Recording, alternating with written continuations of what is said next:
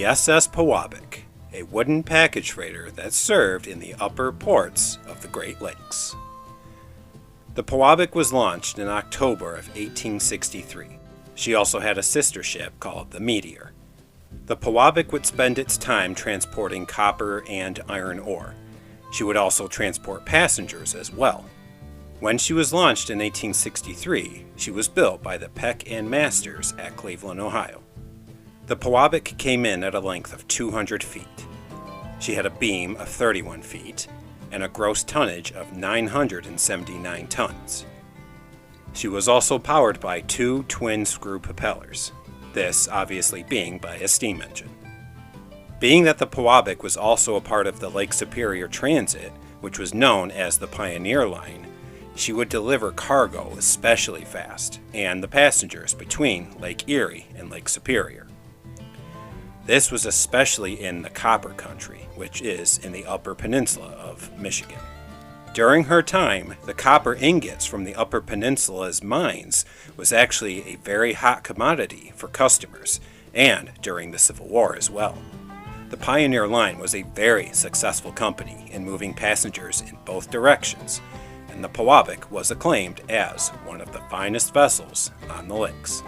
The Pewabic would run in coordination with her sister ship, the Meteor. Both of these vessels would speed through fresh water at that time a blazing speed of 12 knots. Whenever one of these vessels was going north and the other would be going south, their paths would obviously be crossed in the northern Lake Huron area. When the Pewabic and the Meteor would cross paths and come alongside each other, these meetings were often played as great celebrations, and playful salutes from both ships would be played. Also, the respective ship's captains on both of the ships developed the custom of running close by each other. Deckhands would then heave mail sacks onto the deck of the southbound vessel. The mail sack would allegedly contain Civil War newspapers that could be sold to news-starved people that were wanting to know what was going on. Both the Pewabic and the Meteor had very successful careers. However, that would change on August 9th of 1865.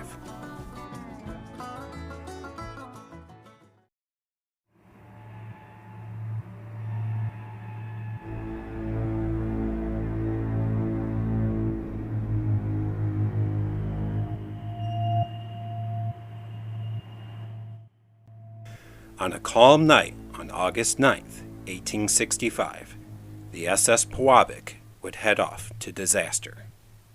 Just recently discharged Union soldiers from the Mackinac garrison, which was up by the Mackinac Island on the fort from 1812, had just loaded onto the Pewabic as some of the passengers.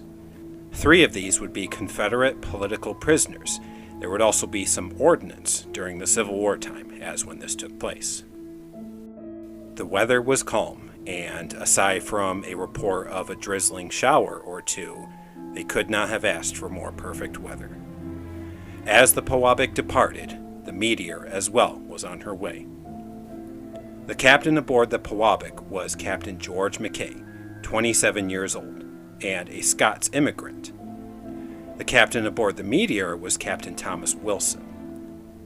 Aboard the Meteor, as she was making her way on Lake Huron as well, there was actually a ball going on. Survivors from the tragedy that would happen remarked that they saw dancing couples and music as well aboard the Meteor. Both the Pewabic and the Meteor, with their luxury cabins, were packed full for the night.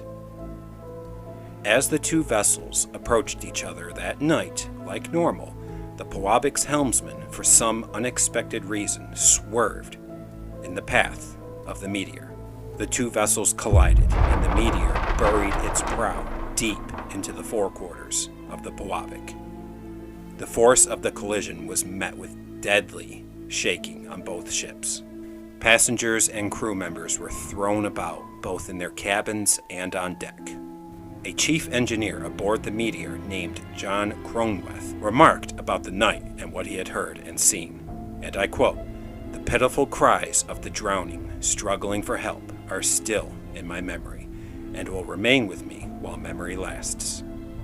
At the time of the collision, aboard the Pewabic.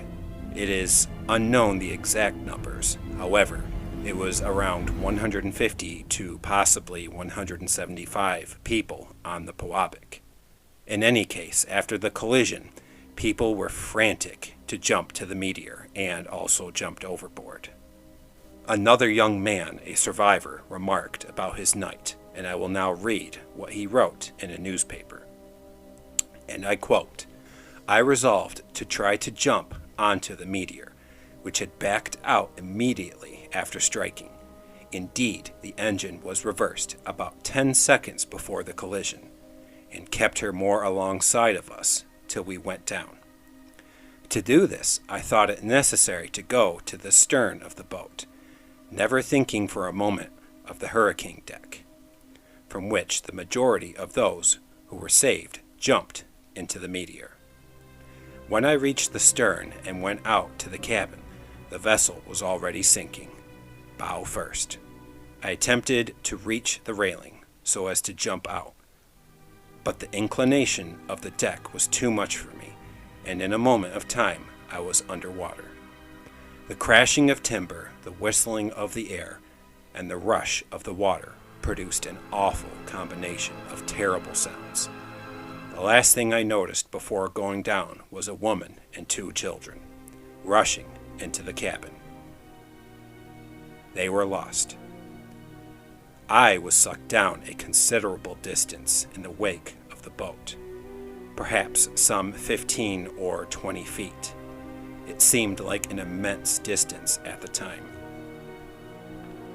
I then began to ascend and to feel pieces of timber above me all around.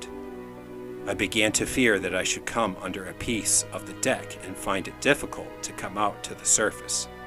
But, owing, I suppose, to my having a life preserver in my hand, I came up more rapidly than the wreck and found myself on the top of the water with a large piece of the hurricane deck under me. There was another man on the same piece of wreck, but quite close to the Meteor. He seized a rope that was hanging down and climbed up. When a sailor threw me a rope, which I made fast around my body, and was hauled up, very thankful for my escape. Previously, I had not had the time to realize the horror of the scene, but now, when I looked out on the mass of broken timbers, which marked the spot where the Pewabic had been but a few minutes before, and heard the dreadful shrieks and groans and piteous cry for aid of those who had come up among the wreck, my heart sank within me. The ill-fated steamer had gone down in something like 3 minutes after the accident, and doubtless many had been carried down to a watery grave before they knew what was the matter. Very probably the majority of those who were in the cabins when she sank were killed and not drowned, for when she went down so rapidly that the cabin could not have filled, but must have been crushed in by the pressure of the water on the sides and roof, a view which the appearance of the wreck the next morning fully confirmed." And I end now the young man's remarks, end quote. An estimated range of lives lost that night came at a range between at least 75 to as many as 125 people. However, the numbers cannot be confirmed exactly, as the manifest went down with the Pewabic. This collision with the Meteor caused the Pewabic to sink in less than 5 minutes, and it led to the deaths of many who were unable to escape the frigid waters of Lake Huron that night. The Pewabic came to rest in 182 feet of water below the surface on Lake Huron's bottom. Later, however, the cargo, particularly the copper ingots of the Pewabic, some 267 tons of solid ingots made of copper, was extensively salvaged in 1917 and 1918 by Benjamin Franklin Leavitt. Leavitt, in his World War I era style diving suit, pioneered the use of atmospheric diving suits in American waters. Later again, another salvage happened, and this was in 1974 by Gregory James Bush.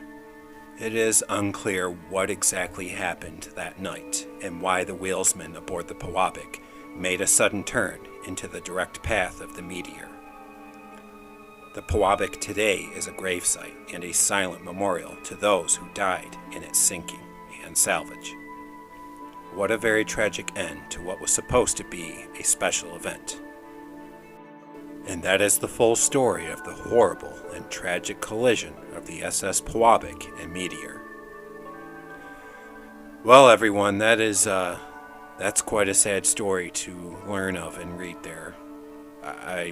What a terrible thing, especially being that this was on a calm night as well. The waters being, I'm sure, crystal clear and flat, aside from the one report of like a passing shower or sprinkle or whatever. But and then on the meteor, that everyone was dancing and having a ball and just laughing and having a good time. And then I don't know what could have happened with the wheelsman aboard the Pewabic. Maybe he was inexperienced in that moment. Maybe this was a new or different wheelsman, or maybe this is what my thought is. Because it was nighttime, he must have misgauged or misjudged the direction of the two ships and was just trying to do what is normal when these two sister ships, because obviously it was a pretty significant thing with these two being sister ships, but passing each other and throwing mail to each other across the deck, and everybody seems to be in good spirits.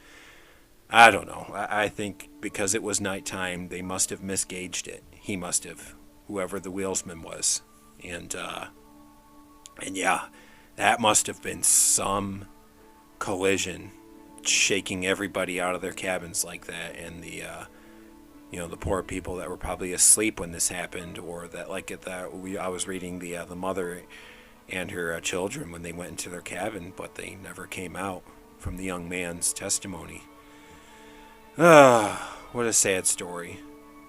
And yeah, I guess I saw in another article, another place of information, that it could have sank within 30, no more than 40 minutes, but that seems a little too long. That seems like with how long that would have been, I think more people would have been able to successfully get onto the meteor, or at least save themselves more. The 3 to 5 minutes, that sounds more likely as to what happened, especially from the survivor's testimony and the amount of lives lost that night. But let me know what you guys think down in the comment section below, and if there's any information that I missed, or any pronunciations I didn't get quite right, please do let me know. And let me know what you think. Let me know what you thought, on this one, as it was quite surprising for me to realize and come across, as I'm like, this was a really deadly event. How come I haven't heard of this story?